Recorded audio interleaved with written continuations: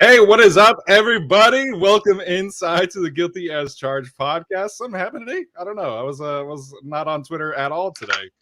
Of course, we are here to recap the first day of free agency. The Chargers, of course, landing J.C. Jackson, their star prize in free agency, as well as Austin Johnson. I'm sure we'll talk mostly about J.C. Jackson, but we will talk about Austin Johnson as well. So, joining me today, hello. Oh. That's a little suspect. I don't want to do you, Steven. I like cocks and all, but off to a hot start, man. Oh my goodness. Joining me today to talk about all of that are my guys, Arjun, Tyler, and Alex. Arjun, we'll start with you, man. How are you doing today?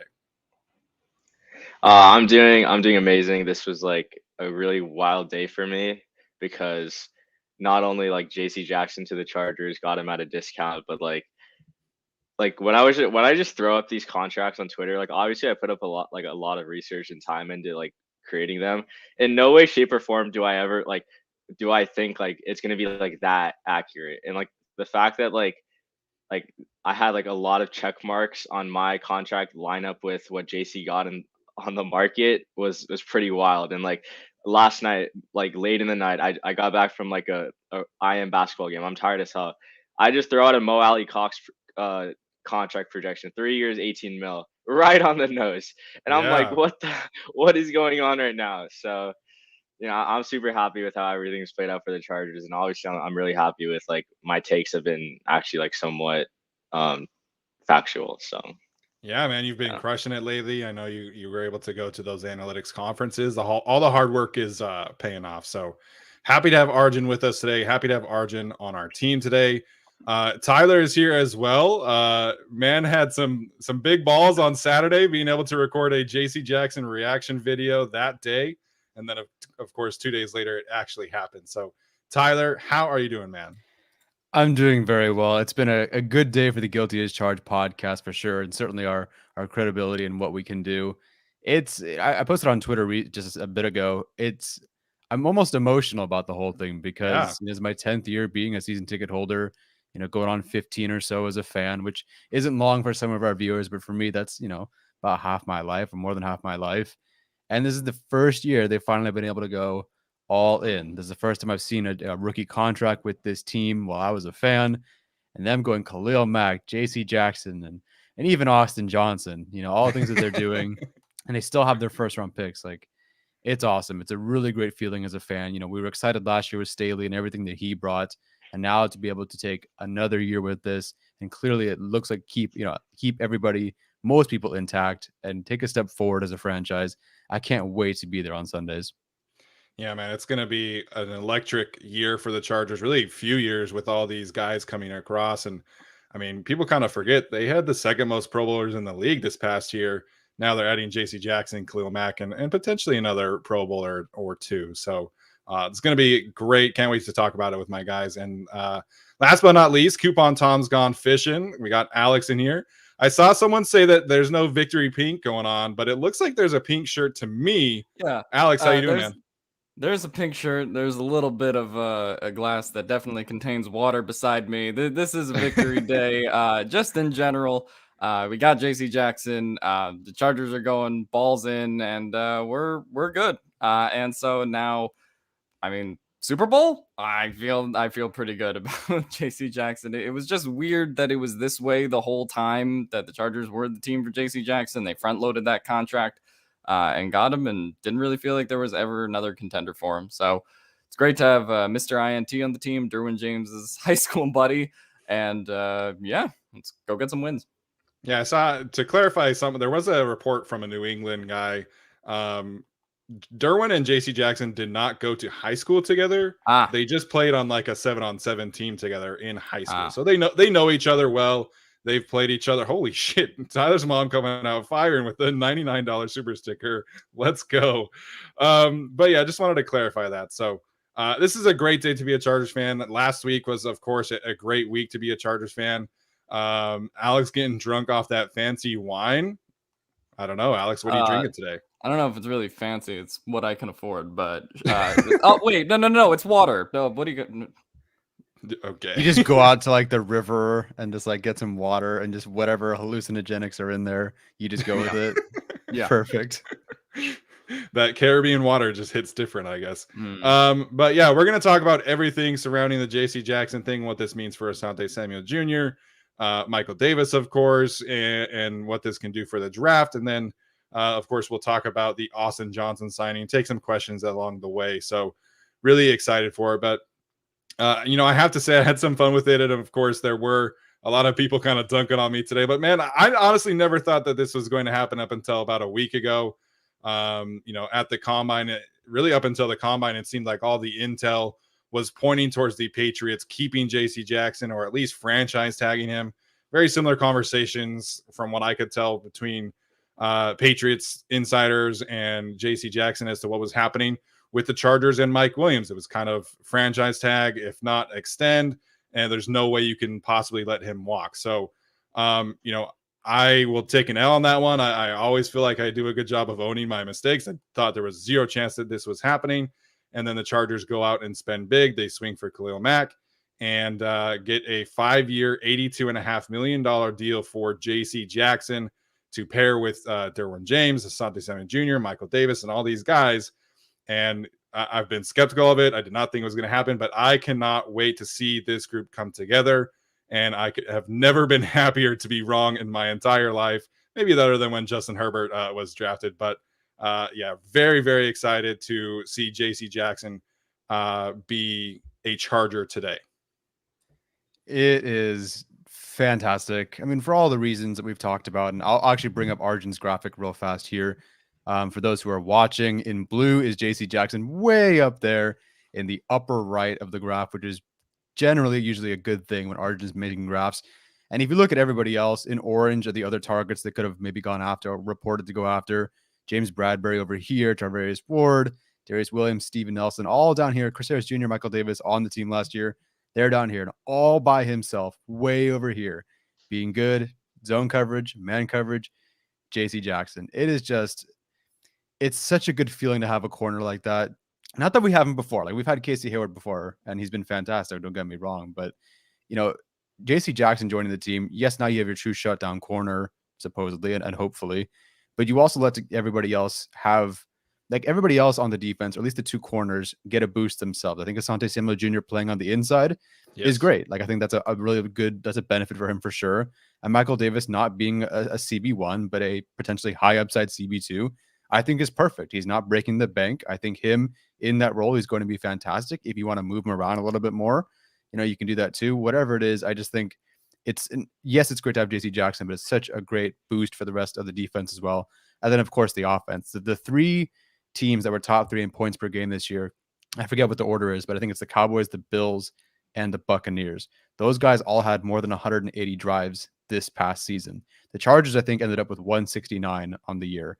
Just getting them another 10 drives is going to make they finished 5th in the league in points per game, despite the fact that they were way below most of the rest of the league in total drives on the season.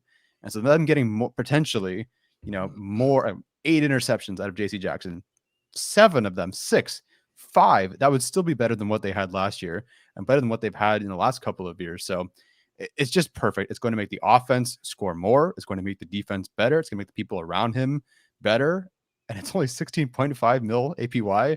I mean, come on, it's a fantastic move. I'm so excited.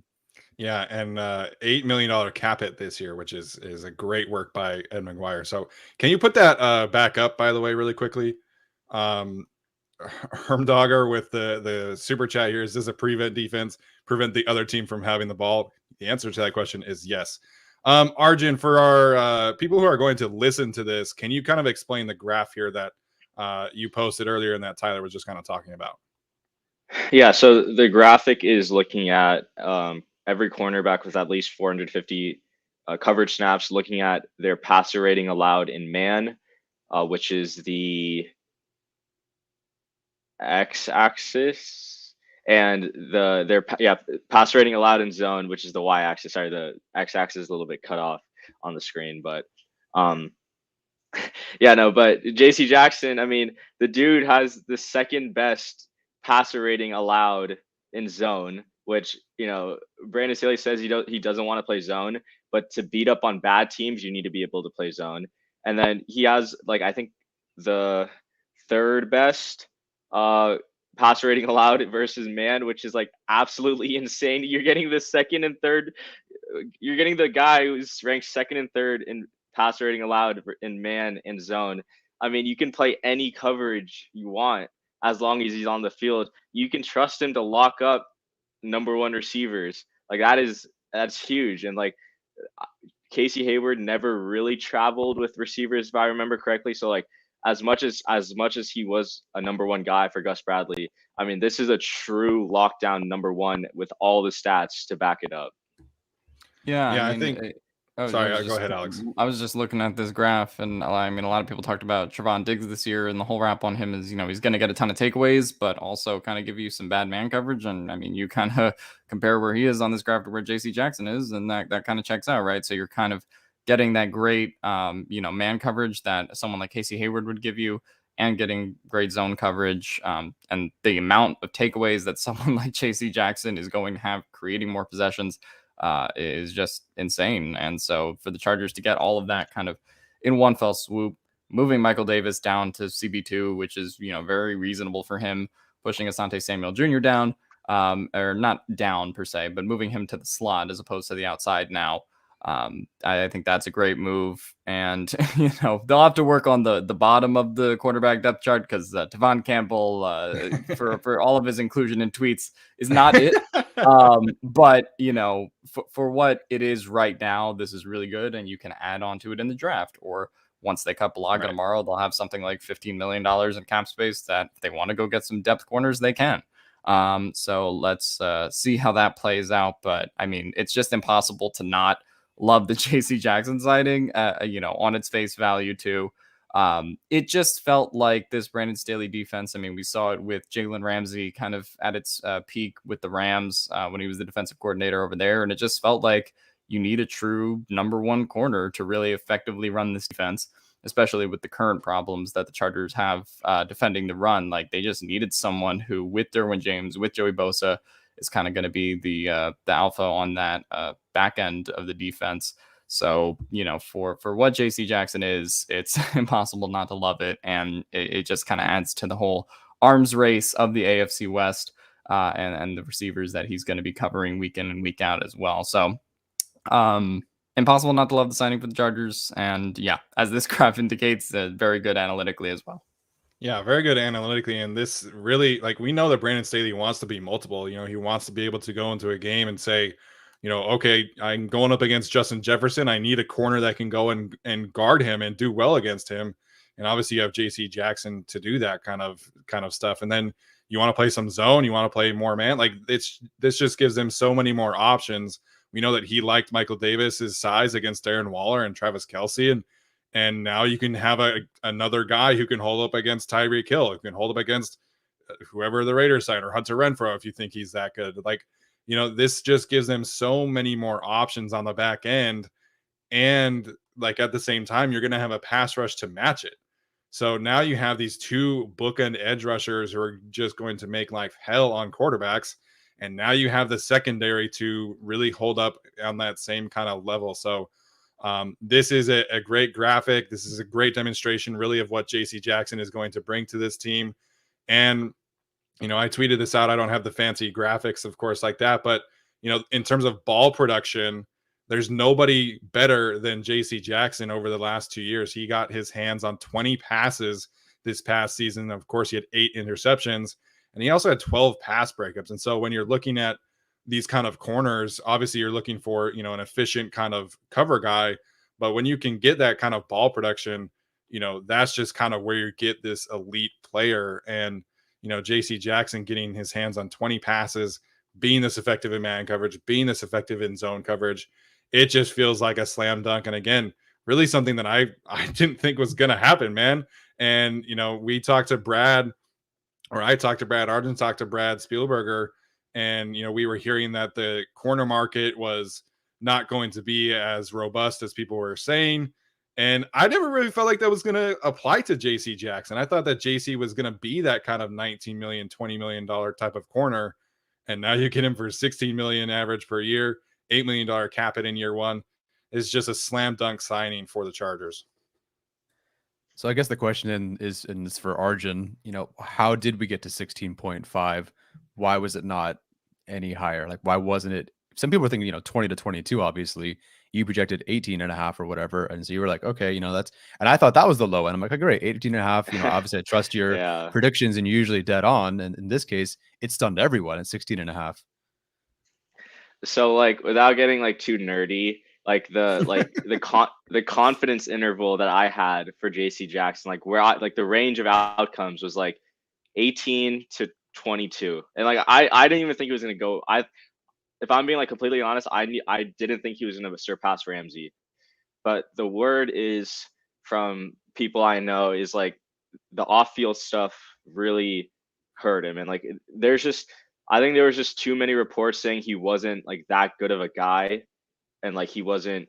I don't think he was ever like a team captain either in New England, and like that's pretty tough to do when you're an undrafted free agent. But like, you come to a team with proven leaders like Derwin James commands the respect of everyone in the locker room. Like they can control him, but I like I said, I am very surprised to see him come in at 16.5, and I really do think it was the off-field issues, whether it was what he did in college or stuff he did with the Patriots. And the Patriots, I mean, if you think the Chargers don't leak stuff, like the Patriots leak jack shit, right? Like you don't know what's going on in New England, right? So like there's a lot of stuff we don't know that could have happened between JC and Bill Belichick that is just behind closed doors. So I think that definitely decreased his value. But like I said, I am so surprised Christian Kirk is going to be making more than JC. Yeah, I mean, geez, I was telling everyone just switch positions and go play wide receiver and go to Jacksonville because oh my gosh, it's crazy. So interesting because we were talking about tackles right in our tackle episode, and I seriously but sort of joked that Rasheed Walker would be off of the Chargers board because he stole a bicycle. And I put a poll on Twitter and, hey, what do you guys think he's off Tom Telesco's board? And I think 80% of the Chargers fans said, yeah, for stealing a bicycle because that's how they've operated. That's how the Chargers operate. And so, again, like the whole background, like at this point, he was found not guilty on the charges. And I do believe that like the Los Angeles Chargers, Tom Telesco, Brandon Staley, they did their homework. So at this point, I'm going to trust that they know what they're doing and they did their homework and that he's obviously very clean. But, for them to go after JC Jackson and give him this contract, and especially if the off the field stuff was something that limited his ceiling in terms of APY, that puts a lot of different things on the board for the Chargers and it puts things back on the table. I didn't know we were there before. If the Chargers wanted to go with Devontae Wyatt, a guy who I think 2 years ago had an incident, I also think was also found not guilty. I don't recall. Yeah. So I thought he would be off the board for them, and this might change things at that point. And so, it definitely is a change for the Chargers. I think we talked about it on the preview show. They don't take short tackles, but they took Rashawn Slater. They don't make big changes and big swings, but they went with Corey Linsley and then Khalil Mack. They don't take guys that have any indication that maybe there's something off the field. They just went with JC Jackson. It's a very, very different regime this time around. And, character being the most difficult one to place because that's very different than, some other things. But the Chargers just really, really are a different franchise this time around with Brandon Staley. And I think it's all for the better. Yeah, and I do think this has been building, right? Like they went after Tom Brady, they went after, unfortunately, Urban Meyer. They were in that conversation. They get Corey Linsley. Like this has been kind of building, I feel like, over the last few years. And I really like how Rich Eisen put it a couple of weeks ago. Maybe it was after the Khalil Mack trade, where this is just kind of like the melding of minds. It's the perfect time to strike, and the Chargers are trying to capitalize on Justin Herbert's rookie window. They're trying to capitalize on the LA market in general. So I really think this has been something that's kind of been building for this team. And obviously I did not expect to get, Khalil Mack and JC Jackson in the same week.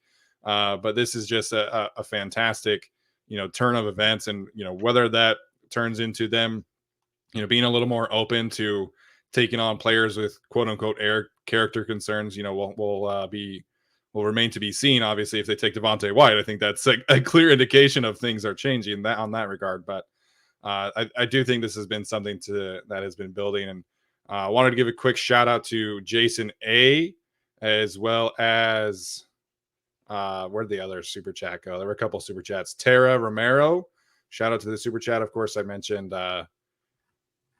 Tyler's mom. There was another one that I think I saw a super chat from NV Talent, if I'm not mistaken.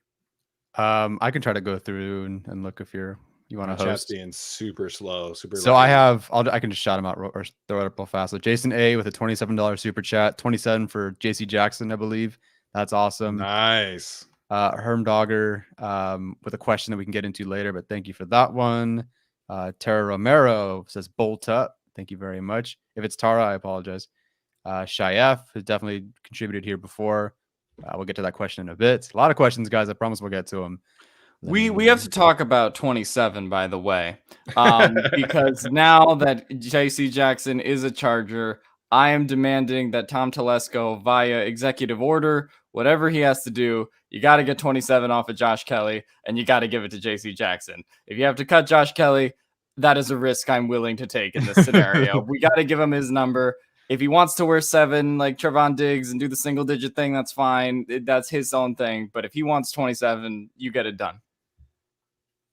Yeah, for sure. I think someone hinted that he'd go back to single digits, like 9. No, not 9, 7. Well, you can get rid of 9 too. But I think number 7 or something like that. So he could go to single digits. Whatever he picks, stick with it for 5 years. I can't get your jersey and then switch again in 2 years.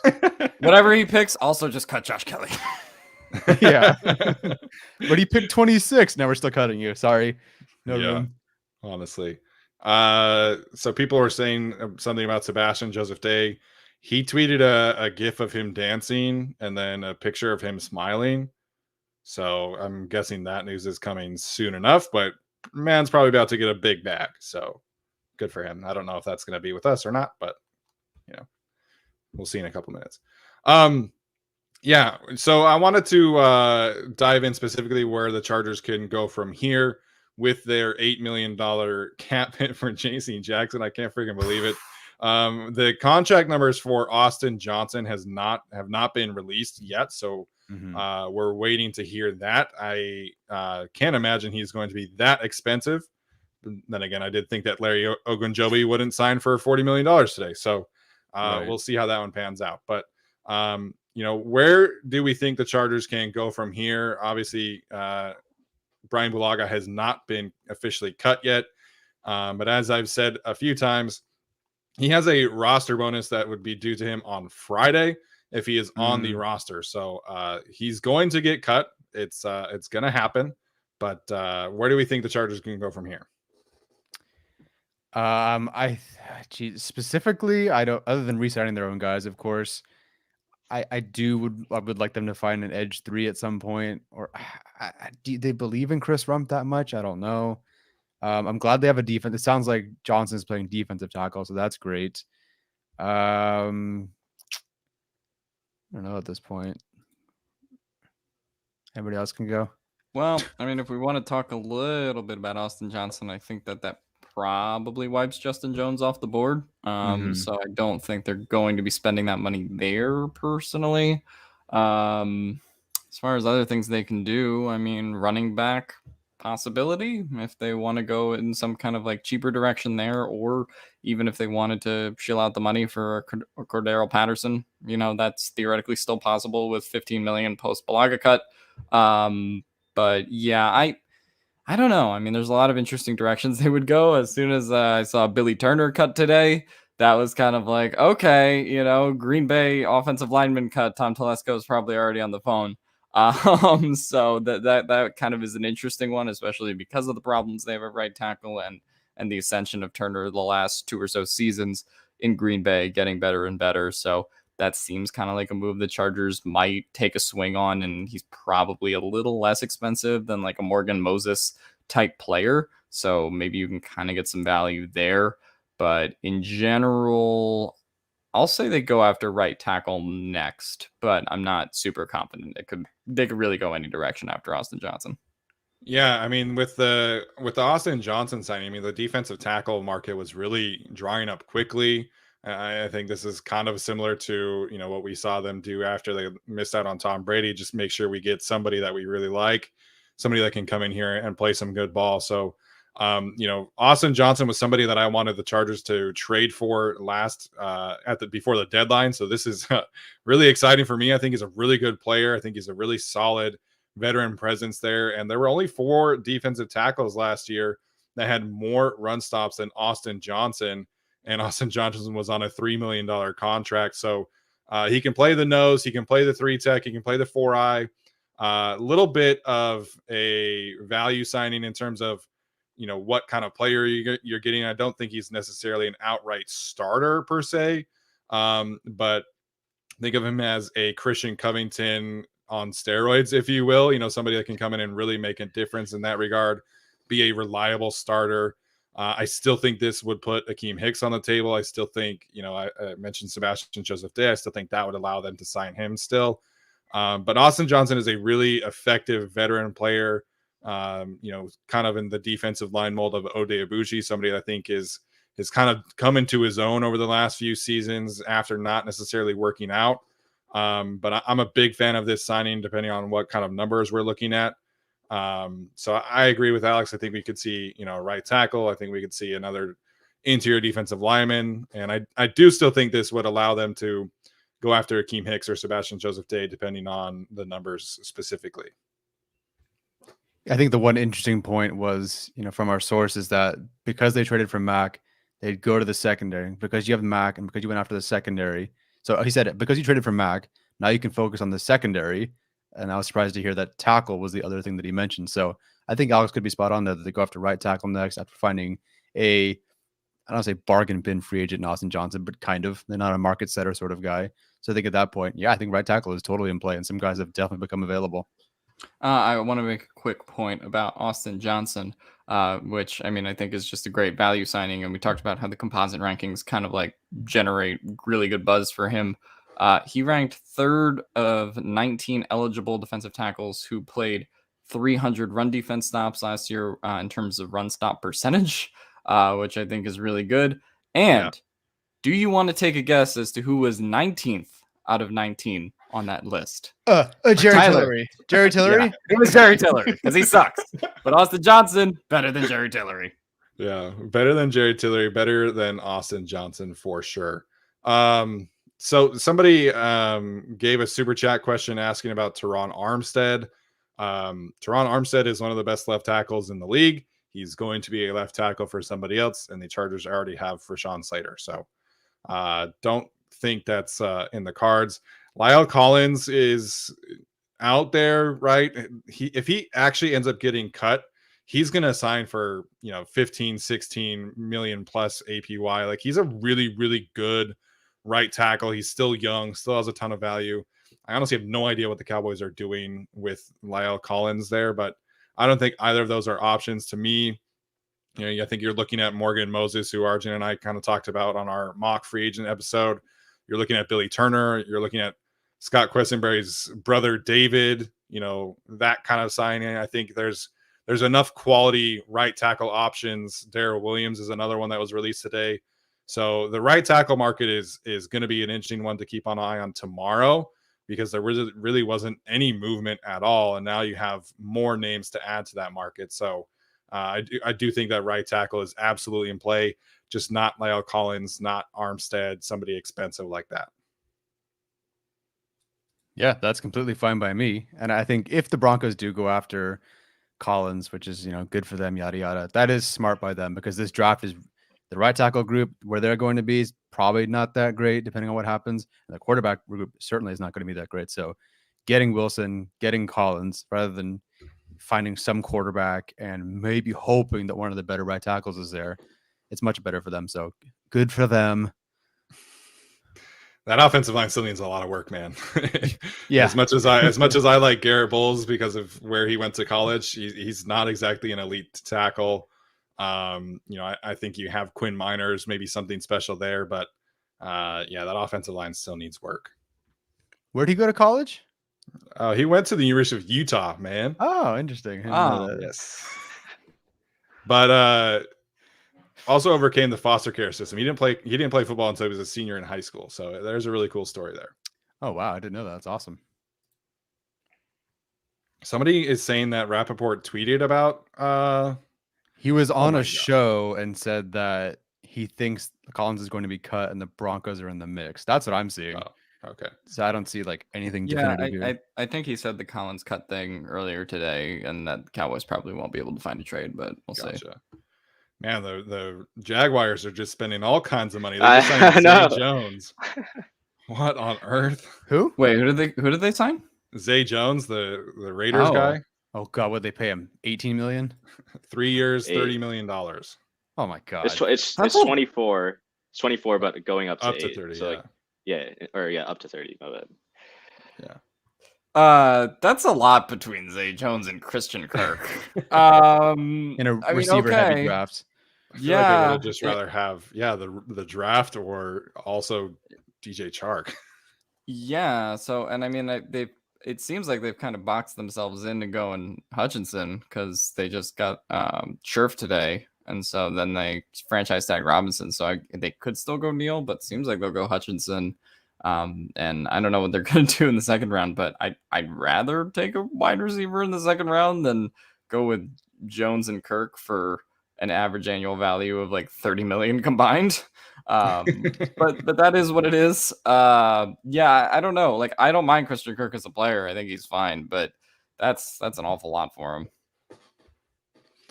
It is. So yeah, I'm anxious to see right now, obviously, the numbers for Austin Johnson, and then we can kind of go from there with what the Chargers are looking at.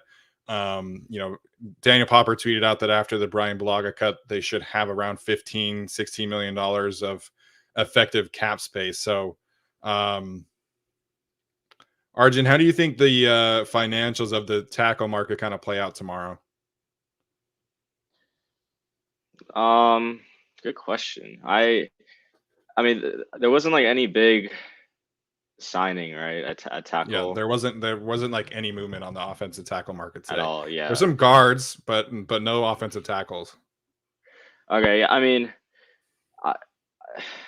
I don't really like. I think so with tackles. I think they're all independent of each other. If I'm being honest, like unless someone signs for like an outrageous amount, I think like most of the deals we'll get are pretty reasonable. I am curious to see where a guy like Morgan Moses goes or Riley Reef go, because I think that will help to like speed up the process. But like I don't know. I don't really see Chargers addressing tackle until like late.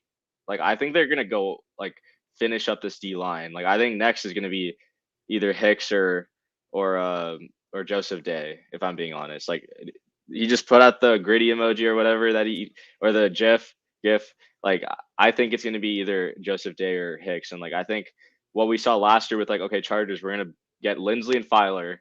This year, let's get Johnson or JC Johnson, and then get one more defensive guy. Like I think they're gonna go full rebuild on defense before they even address the offense, because it was top 5 offense last year. So I think that's how it'll play out. Yeah, I could certainly see that. Oh, Super chat question here from Jay Blue.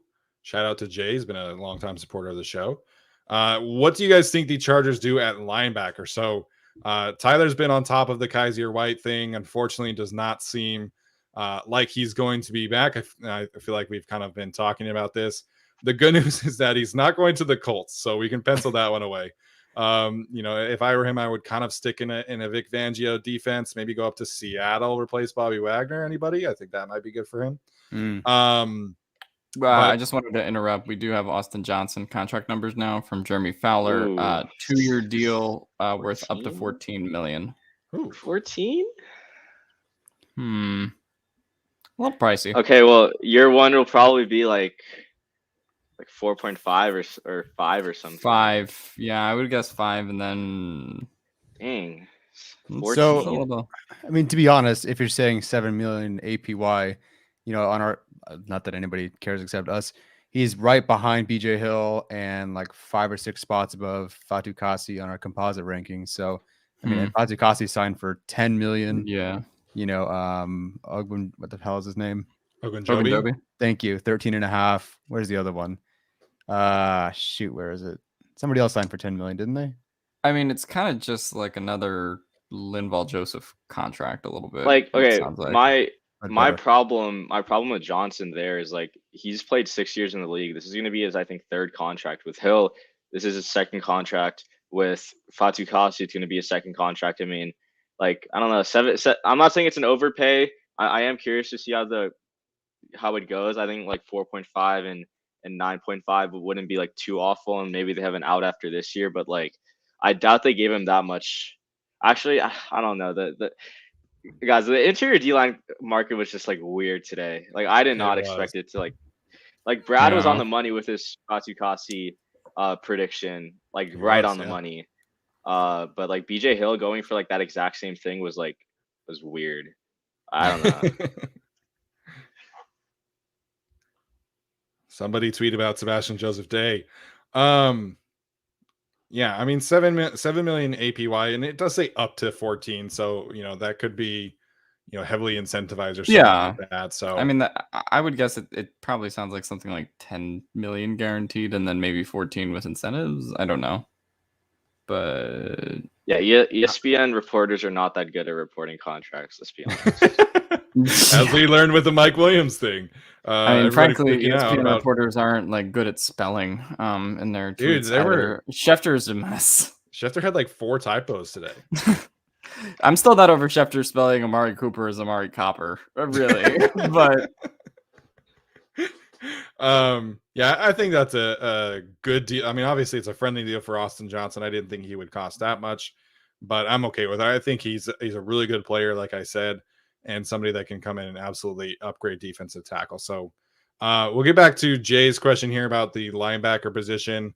Tyler, if you wanted to add anything about Kaiser White, go for it. If not, kind of how do you see them addressing this position? Yeah, so with Kaiser White, there's not really an update. We've been talking about him not being back. All that's happened at this point is just more conversation that, while the door is not specifically completely slammed shut, he wants to get that bag elsewhere, and the Chargers are certainly not going to give it to him. I don't blame him. I will say the interesting thing I talked to him about was that if the Chargers had played another game in the postseason, he would have gone back to his normal snaps. For whatever reason, that game, they were trying to work all 3 guys in. But he thinks, again, this might have, not been true. But he did think that the next game he would have gone back to his normal snaps. And then I asked him why, and he's like, "I don't really know, man. Like, your guess is as good as mine." So great. That's great for the defense, I'm sure. Awesome. But yeah, it's he basically says they're in good hands. 4 linebackers. Apparently Eamon Ogbongbemiga is going to be something special. We saw Daniel Popper talk about that in your video, Steven. He specifically mentioned Eamon as well. So they apparently feel pretty good about him. Now, unfortunately, they're asking what do we do at linebacker in general. I think they just keep the guys that they have. Maybe draft one more guy on day 3, but it's I don't think Tranquil can really be expected to be healthy, and same with Murray, to be honest. But I think Murray and Tranquil are your starters. Murray's your key starter. Neiman's your special teams guy. Ogbongbemiga is going to develop. Maybe find a guy later on, or even as an undrafted free agent. But I think those 4 linebackers are your 4, and they're certainly not giving up on Kenneth Murray. So, the idea that they're going to draft one at 17 or in the 3rd round, I don't buy that at all. Unless we're going crazy, but I doubt it. Which week did Kenneth Murray get COVID last year? It was later in the season, right? I think it was. He was active for the Houston game. Did he miss the Steelers game? I felt like it was the Broncos game or something like that. I don't remember, though. Jason Greer says, Tyler, can you please tell your insider friend that my friends and I would really like to grab San Diego State punter Matt A. He's a field flipper. They don't make roster decisions, I'm pretty sure. I'm fairly confident they don't make those kind of roster decisions about punters. No. And Richie, shout out to Richie. He said 17-0, Mafraud sweating. Yeah, I know that this team has, been at least semi-vocal about their support of Eamon Ogbongbemiga. Brandon Staley and Ronaldo Hill really spoke highly of him in training camp. Joey Bosa did as well. And they they showed that, right? Like, it was not Nick Neiman that was the next step after the big 3. It was Eamon. So I know that they like Eamon. They could certainly give him an expanded role this season. We'll see what happens with Drew Tranquil in terms of his health and if he can stay on the field or not. and they're going to give Kenneth Murray some time, man. Like they're going to let him work through the growing pains from last season and hope that, he has some good ball. So they believe in those three. I would not be surprised if they drafted another one. But they, I will say the one position that Tom Telesco has done a good job of being proactive in has been linebacker. I feel like he always drafts one every single year. But I don't think that they'll add a veteran at this point. I think it's going to be through the draft if they do add another body there. Yeah. So I just was curious because I looked up. Kenneth Murray did miss the Denver game at the end of the year, so that kind of makes sense in terms of like why they were trying to work him back in at the end of the year, because then he came back and was healthy. But yeah, doesn't make sense why they played him over White, because he's objectively worse. But yeah, it does seem like they were trying to kind of do that, and then that's what became of that situation. But yeah, I don't know what they're going to do with linebacker, really. It seems like they're kind of just going to let that one play out based on what they do in the draft. And obviously, they'll kind of go forward with Murray and Tranquil. I know there was some stuff about like Bobby Wagner coming to LA, but now it seems like Russ is trying to recruit Bobby Wagner to Denver, which is probably what's going to happen. So to me, it seems like I don't think they're going to make like a big move at linebacker or anything. I think they're more focused definitely on right tackle, running back, something like that. I also want to add, I wouldn't be surprised if Staley gets another veteran corner.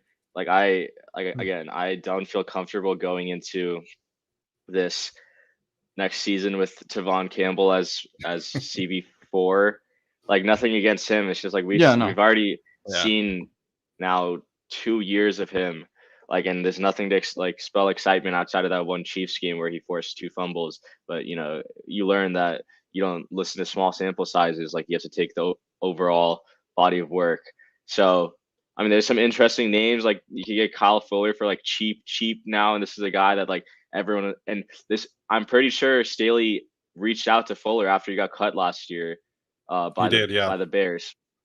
So, I mean, you could get him for maybe like 4 or 5 mil, maybe like that could be another situation where you get him for super cheap and you just have incentives to boost up his overall value, get him like 1 year, 3 year, or 1 year, 3 mil incentives up to 5 based on like playing time incentives and stuff. But like, I think Staley understands the need for corners and for interior D line. Like I said, I struggle to see how he doesn't invest like almost all of their resources in free agency into the defense.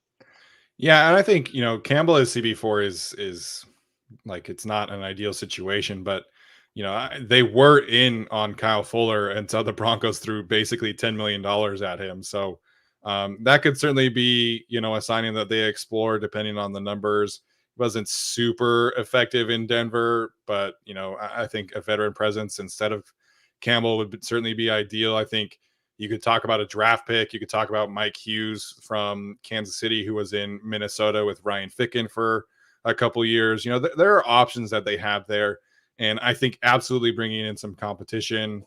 There are some late round draft picks that I think make a lot of sense. Damari Mathis, who played at Pittsburgh. You have Alontae Taylor, who played in Tennessee.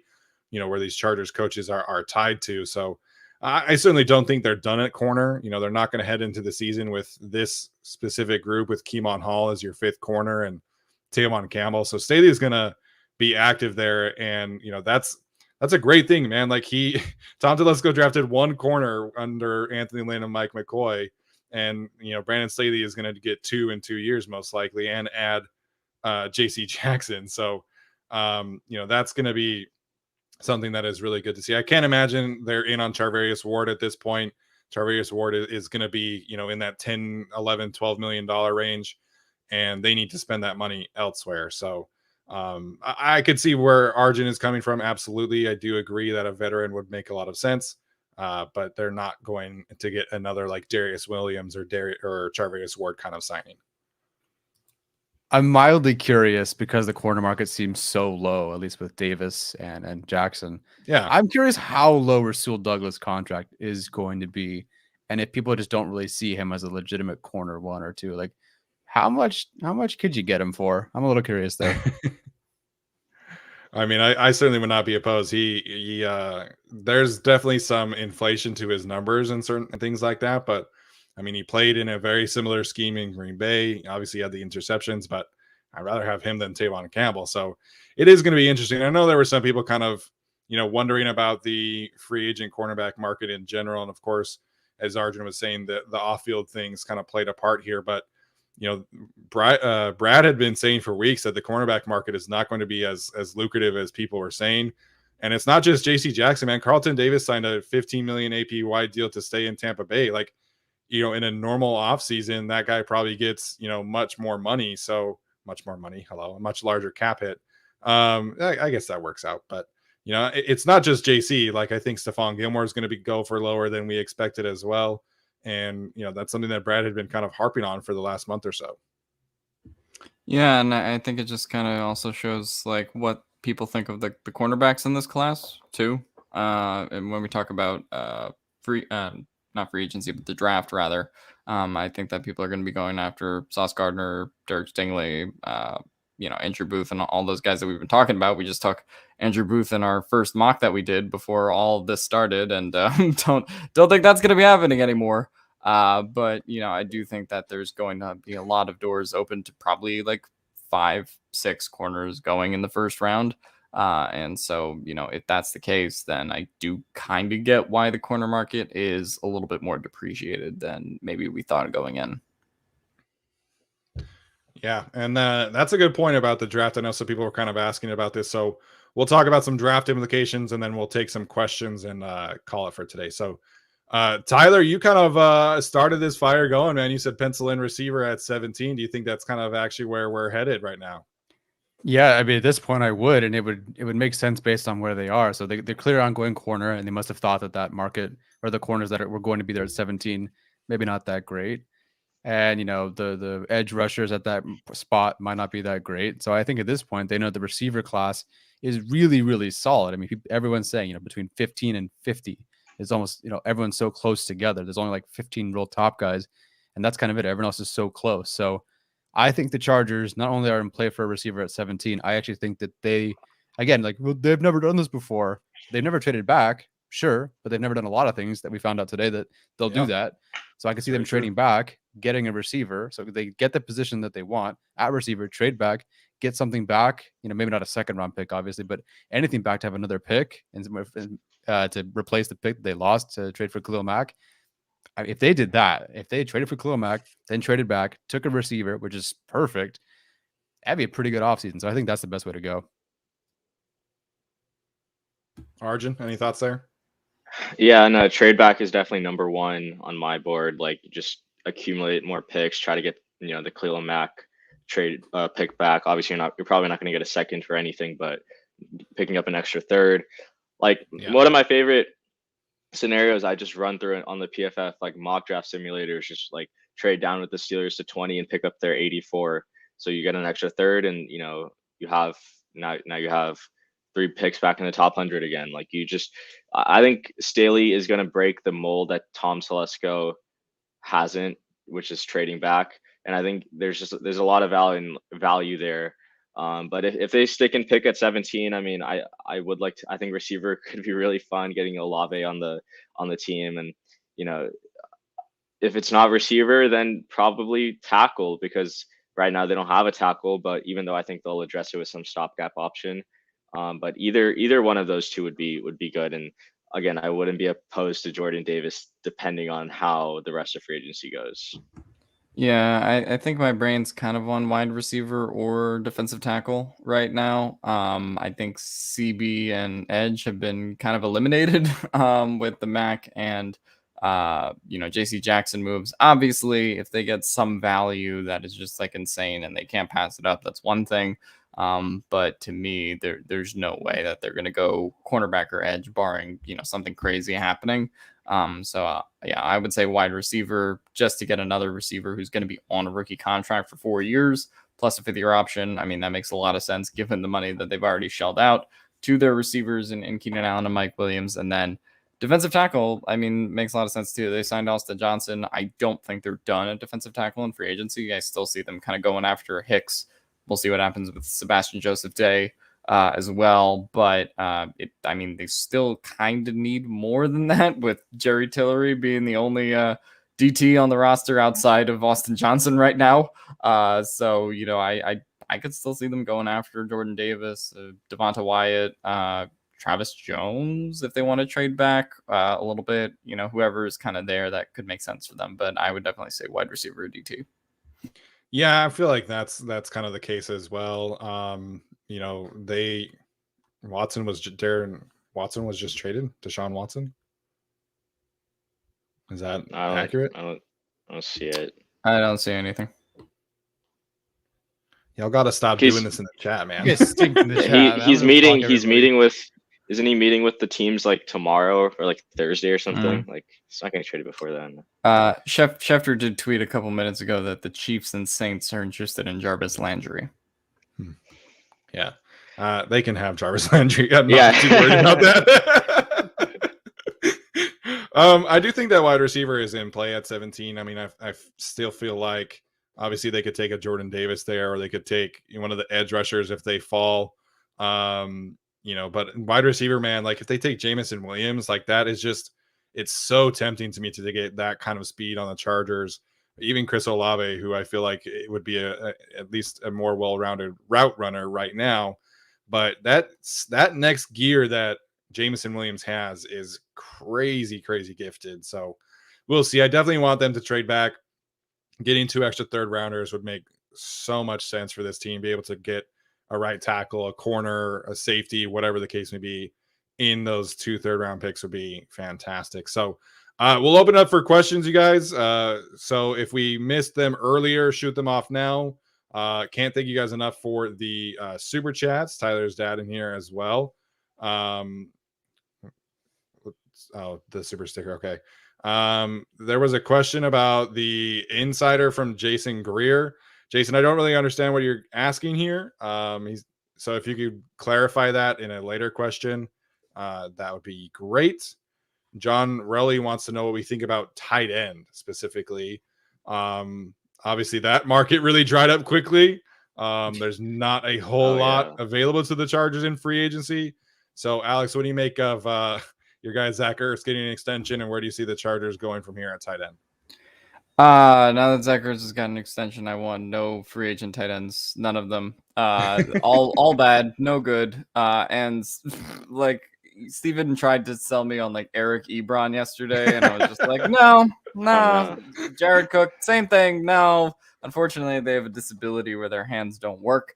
And so that is a real challenge that they've had to deal with all their lives. But I'm cool running it with Parham and Anderson and McKitty and just go from there. If you want to take a tight end on day 2, day 3, whatever they want to do, that's fine with me. But at this point, I would be pretty out on all the tight ends that really remain. You can't really swing me on like Kyle Rudolph. Maybe you could swing me on OJ Howard. Other than that, I'm pretty out on everyone. It's tough because it's hard to gauge what the market's going to be because the 3 arguably biggest guys got, tagged. And then so Uzama got $6 million a year, which is a bit of a surprise. I thought he'd get a little bit more than that. Right. I thought he got 8. Wasn't it 324? That's what I would have thought too. I'm looking at. Oh, they didn't list it yet. That's why I saw Fowler's at 324 or something like that. Yeah, never mind. They don't update it on over the cap yet. I don't know. Like, I hope it's not Jared Cook. What was his contract last year? Was what? 4.5. 4.5. Incentives up to 6.5. Yeah. Yeah. So, like, I mean, they're kind of setting it up for Jared Cook to come back. That's where we stand with the tight end. I mean, I guess in all seriousness, like, if you're asking me to take an L at one position, it's probably tight end. Like, that's one where if you're talking about Parham ascending and you're talking about Anderson obviously kind of being good and McKitty playing more of a role, then maybe you could kind of run it back with Cook and then, start to diminish his role, sort of like the Saints did in his final season when they had options kind of coming up the roster like that. But yeah, no, tight end. I don't like any of these options. I wouldn't I wouldn't hate it if they brought Cook back, I guess, for the right amount of money, but no, I'm pretty out on all of those top cap options. Yeah, I mean, Gerald Everett is the name that I would be okay with. I think he kind of fits that slot flexibility that they like. Again, maybe that's kind of a younger version of Jared Cook with the drop issues. I think he had 6 this past year in 2020, or in 2 years ago in 2020, excuse me. But last year was kind of good for the Seahawks, and I think he's obviously not going there with Noah Fant and Will Dissly, taking over there. But Gerald Everett really is the only other name. Jared Cook, maybe that kind of happens. Maybe they draft a tight end. But I think with Parham, McKitty, and Anderson, I feel really good about that groom. So, Chris Mathy, is it true the Chargers have considered a trade for Lockett? No, not anymore. That's No. never heard anything there. No. Lockett, Maybe. what? Yeah, they just Where gave did Mike that Williams come $20 from? million. They're not paying Tyler Lockett Yeah. 17 or whatever his cap it is. Yeah. No, yeah, it's gonna be all rookie contracts from here out. Supercharger 2197 over the cap does say that we tendered Storm Norton. I haven't seen anybody confirm that. I asked Daniel Popper on Twitter the same thing, and he said he has not heard that either. So I don't really know what is happening there. I am very confident that Storm Norton is not going to be starting on this team, and probably not even on the team come training camp. Having him as a training camp body, I think, makes some sense, but again, have not heard any confirmation on Storm Norton being back on this team as of yet. The RFA deadline is what, tomorrow? Or is it Wednesday? Yeah. Wednesday, okay. Yeah, so Wednesday, the RFAs have to be tendered and the cuts have to be made. So again, I know everybody's very nervous about Brian Bulaga, but he's going to get cut. They don't really have a choice at this point. What if he is the right tackle? Oh Jesus! Don't put that thought in my head. I There's also just no thought, way, man. yeah, I also thought it's possible. What if he retires? I don't know how that would work out contractually, but I don't think, I mean, based on the amount of games he's played, I don't think that that's like that far off. I feel like he could, but yeah, I don't know how. I mean, cap wise, I would assume it's effectively the same as cutting him, but I don't know. Arjun, what's the difference between retiring and being cut? There's no difference. Versus It's yeah. treated the same. Yeah.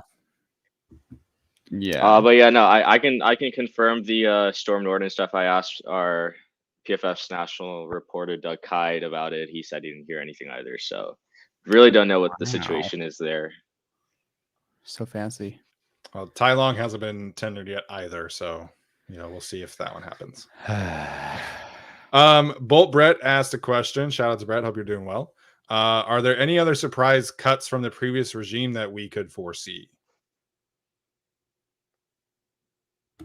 I don't think so. I mean, nothing that would save them money. Like, I mean, yeah, you could cut old draft picks, but like they're probably just going to be training camp bodies anyway, like even if you wanted to cut like an old bad draft pick. So to me, I think that they just run it back with pretty much everyone minus Bulaga. I think the more thing to pay attention to there is the RFAs that probably won't be brought back. But I don't think there's any going to be real surprise cuts. I don't know if any of them really count as surprise cuts. Like Elohi Gilman being cut based on how much homework they've done on the safety group at the back end of this class. That wouldn't surprise me. So you'd have Mark Webb, one of those draft picks, and then your 2 starting safeties. They'll carry 4 again. That wouldn't surprise me. Easton Stick. I mean, there's no like surprise there. But that's what I'm Josh saying. Kelly's probably like the surprise because he just got selected.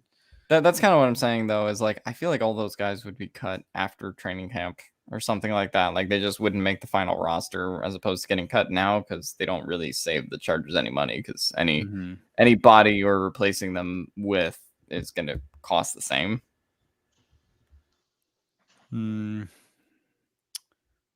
That's really it. Yeah, over the cap doesn't really show any value on anyone besides Bulaga, so it really is just him.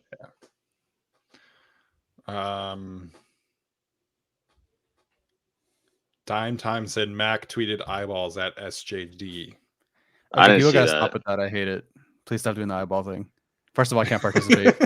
Second of all, I like it's just He didn't everyone even does do it. it. And it's so That's the stupid thing. You didn't even do it. So Yeah, the last tweet that Khalil Mack has is some tweet about him starting a wine venture or whatever, like 2 months ago. He hasn't tweeted anything. Well, you moving go, Alex. to LA will be good for him on that regard then. Yeah. Yeah. Send some wine to Alex. Khalil Yeah. Mack wine As Alex takes a sip of water. of water. Confirmed Just- water. Just water. H2O. Chorizo con Papas wants to know if I love that name, by the way. Is Honey Badger completely off the table now? Yes. I think they'd have to do some serious restructuring to make that kind of work. And then still be able to add defensive tackle, right tackle, yeah, running back. So, Yeah. I think it was a pretty. I mean, it seems like what it was just it was going to be Jackson or Matthew. Yeah. If they couldn't get Jackson, and let's say the Raiders paid like $80 billion for him, or Oh, something. Joseph Day to the Chargers. No way! What? No Oh my God. way! Ah! Are you serious? And only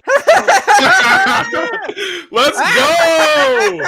only 3 years, $24 million. What? That's spot on. So Pro Football Focus had him at 8 million on the projection, so that's amazing. Wow.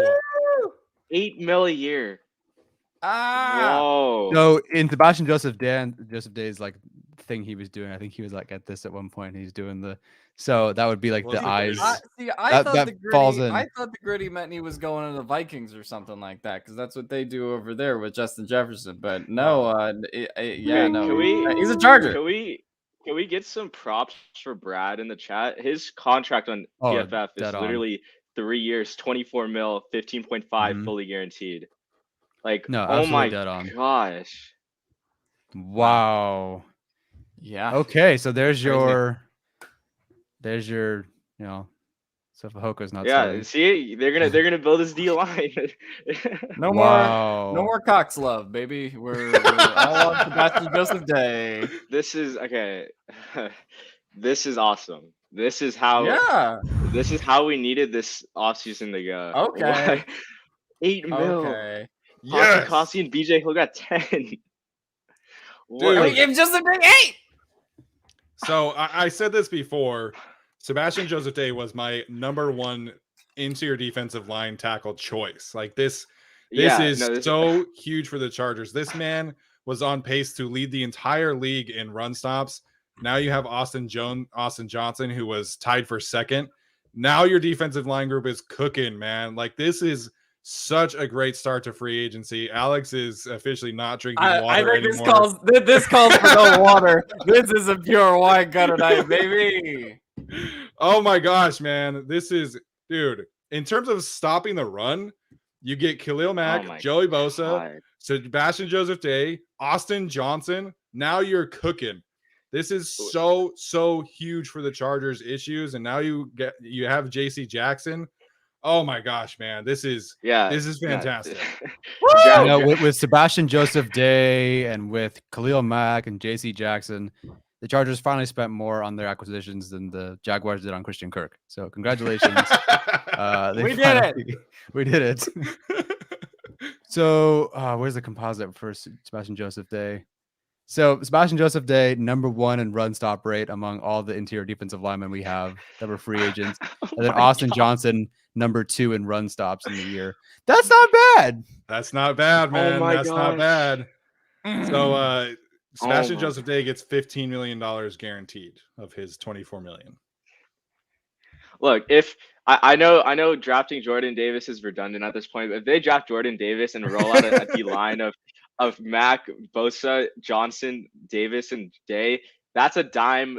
Like you're running nickel, 0 linebackers, and you're just, you're just saying we're gonna beat you up front. Like, oh my gosh. I think I'm pro Jordan Davis at 17 now. Just go full Just with for the it. sheer factor of looking at it. Yeah, our linebackers suck. Just do it all on the defensive Just line. make them completely irrelevant. Man. Oh my gosh, this is amazing. What a day, man. What a day. This defense is going to be absolutely electric next year and going forward. This is amazing. I'm so happy. So okay, so now D-line's kind of complete. Now you just go for depth. I mean, you got to get another corner. Probably got to get another edge player, like Tyler said, edge 3. Well, Probably want one tackle. more, right tackle, and then one more D tackle. And then I mean, if you look, if you get Justin Jones back on like a deal under like 3.5 APY, like that's solid. And like they could probably structure it to where like he doesn't get that much. He gets like 30% of his contract this year, and then he gets like 70% of it next year with an out after this year. Like what a just amazing day. Just a great day. So Ari Mayorov, My Sports Update, just tweeted the Chargers moves over the last week: re-sign Mike Williams, acquire Khalil Mack, get J.C. Jackson, Sebastian Joseph Day, and Austin Johnson. What a haul! I seem to recall a certain reporter saying that the Chargers were not going to be aggressive in free agency. Why am I the only one who's not harping on that? Why am I the only one who isn't giving that guy shit? Suck my dick, Bolt Beat. This is crazy. Alex is turning up right now. I love it. Wow. And he's only 26. Like this guy's on the ascension. Yeah. Like this is wow. No, this is fantastic. I mean, I get it. Like they're not obviously Hicks is out at this point, I would assume, but we'll keep saying that but things keep happening. Wow. I mean, you needed to stop the run. You got the guy's number 1 in run stop rate. Like that's simple. They're just like that one. Like there's right and wrong ways to build a team, and I think the Chargers are doing it the right way. Like even if you think they might have overpaid for Mike or whatever, like this is the right way to build a team around a quarterback on a rookie deal. Like I'm not going to name any franchises because I do want to work for the NFL one day, but like there are some teams who have not built their team the right way. And like I think the Chargers going all in on offense last year, seemingly all in on defense this year. I mean, that's just what a first day of free agency, and I'm sure they're not even done yet. What? Oh my God, Brandon Staley, man! Like him, he's like he gets to the building and he goes, "We want corners, and we're going to be good in the trenches." And what does he do? J.C. Jackson, Asante Samuel Jr., Corey Linsley, Rashawn Slater, Matt Filer, possibly at this point Odi Abuji, Akeem Hicks, or no, excuse me, not Akeem Hicks, Sebastian Joseph Day, Austin Johnson, Khalil Mack.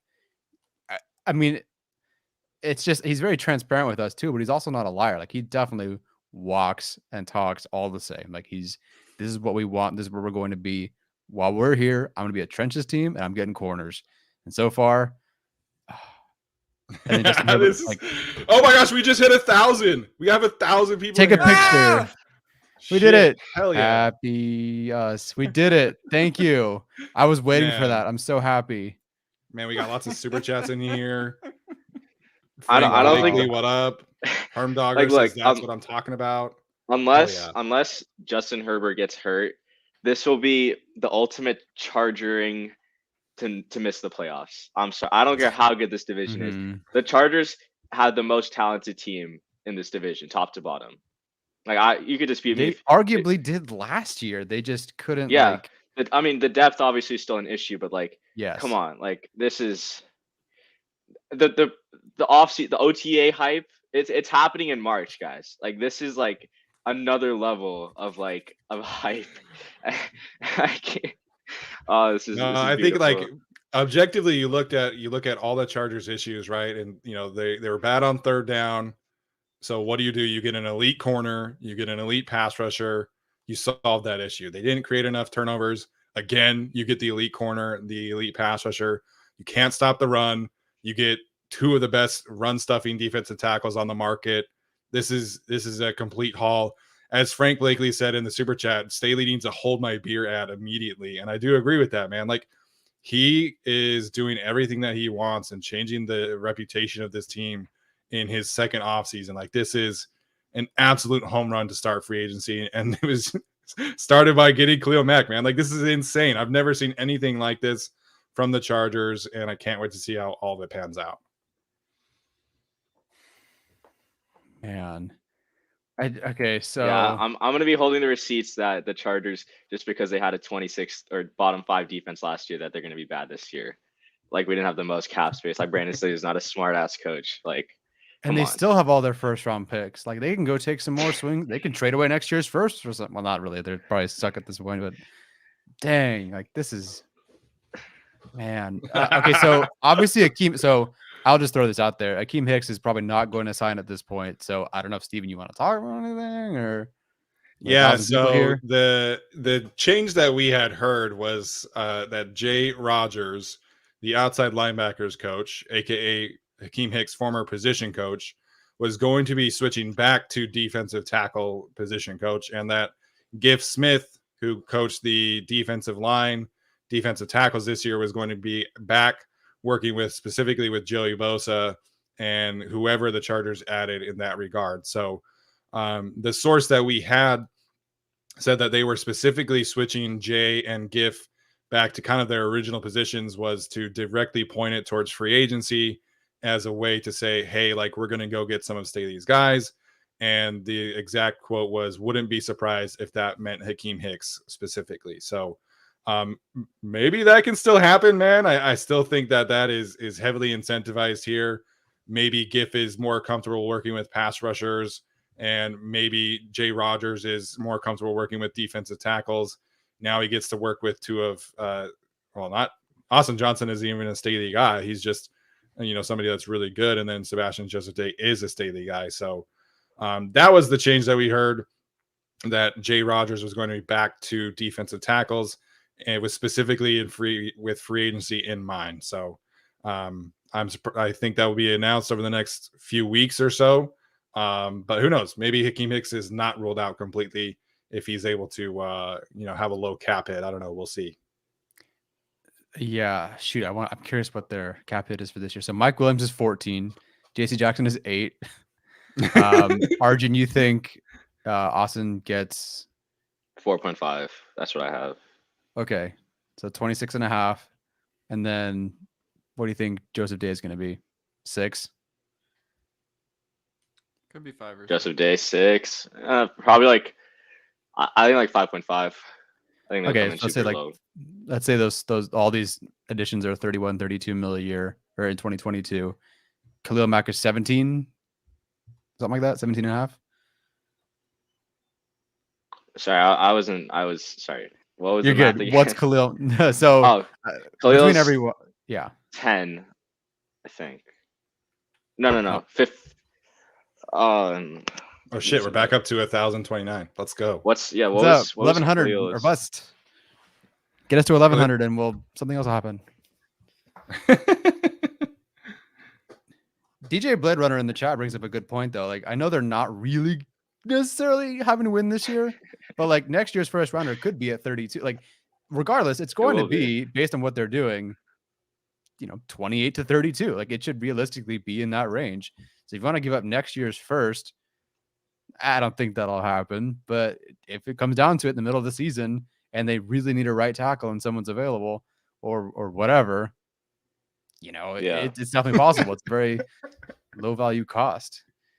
Interesting. Alex, that the video you tweeted of the guy being like raised over the house or whatever, the Chargers just tweeted that and had Tommy Telesco over the written atop the guy. Oh, cool. All right. Well, cool. I guess I'm getting noticed a little bit, but thank you. So this is great, I would say oh, so good. Yeah, no, like the biggest takeaways, I think they're gonna head into the draft with BPA as the thing. Like they don't have any like last year's left tackle or third corner, like the either Slaughter or third corner, like outside corner.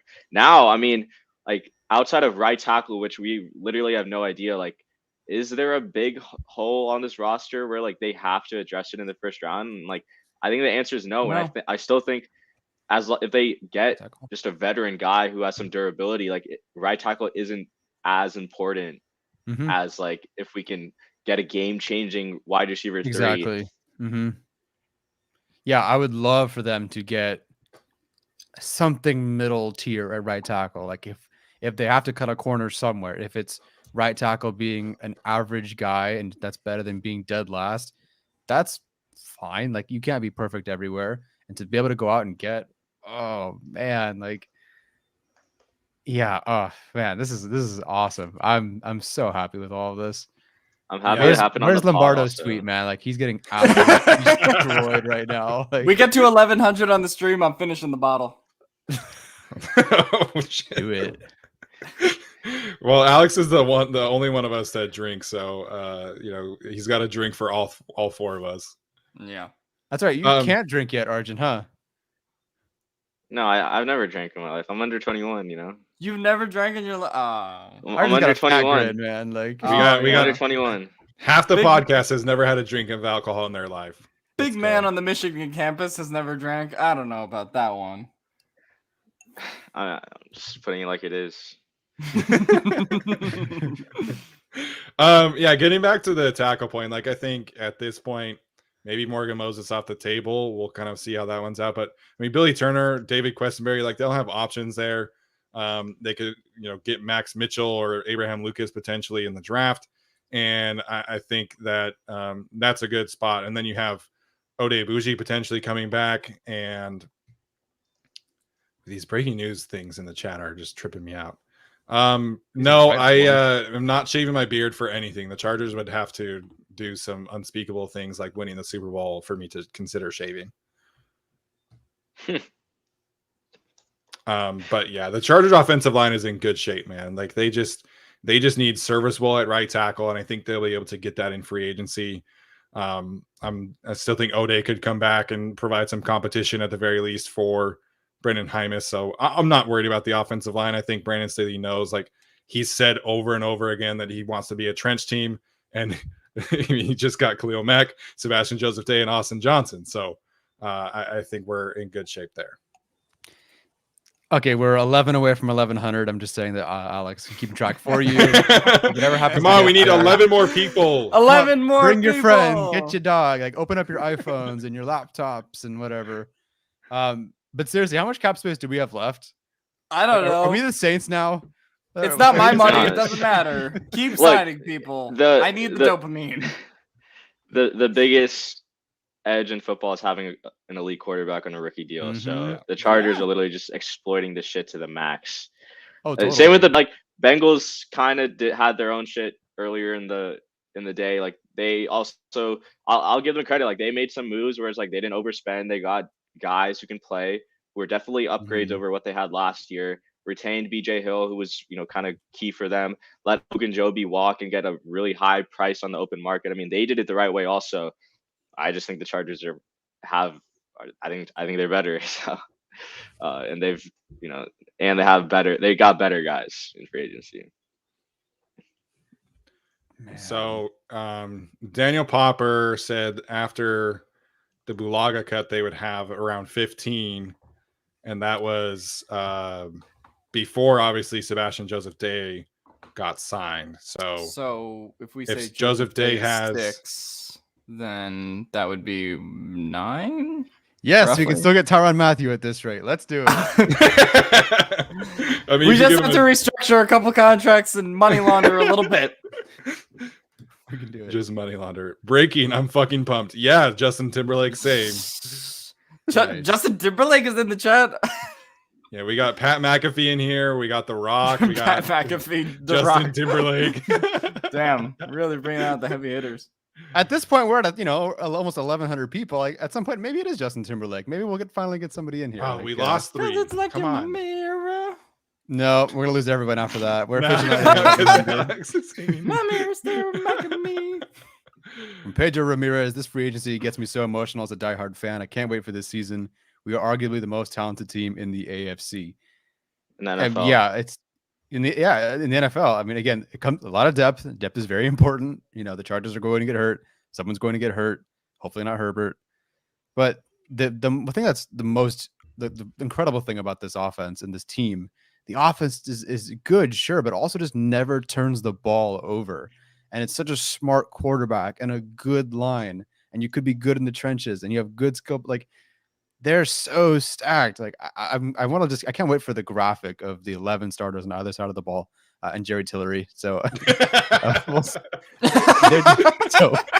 Jalen Guyton. Jalen Guyton, yeah. But other than that, and Kenneth Murray. But other than that, Hey, look, they're the best if team. Jalen Guyton is wide receiver 5, that's fine with me. If they just get a wide receiver 3, you can just take him in the first round. That's good. I do think seeing like Joey Bosa, Khalil Mack, J.C. Jackson, Sebastian Joseph, and then Jerry Tillery would be fun. Oh my gosh, this is amazing. Nothing's wrong with Jalen Guyton. He's just not anything special. Into said, if we get Morgan Moses, I will cry my ass off. That's a very specific thing to cry about. I don't think you want to cry out of your ass. I think that would cause a lot of problems. Yeah, you guys see a doctor. You guys see Alex, actually. He's going to med school. He can treat you. My mom asks, can I go with you to the first game, Tyler? Yes, you can, Mom. At this point, you're paying for the season tickets based on these stickers. So, yes, Thanks, you're Mama more than Shun. welcome to go.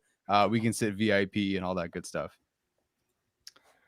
Wow, man. What a day. What a stream. I don't know really what else to say. Like, this is just like, I'm at a loss for words at what the Chargers have been able to pull off over the last week. So we will probably not be going live tomorrow. We'll see. We'll let you guys know, but we're definitely going live on Wednesday. We'll have our regularly scheduled episode that day. Hopefully by then we'll get some more moves. We'll see. But Arjun, Alex, Tyler, any final thoughts before we head out for the day?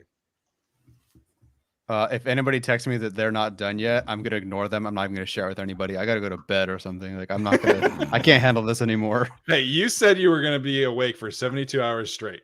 Yeah, but then they just did everything today, so I can go to bed. Alex, any final thoughts? Yeah, final thoughts. I finished this bottle, and we're gonna get this done right now, baby. Do it.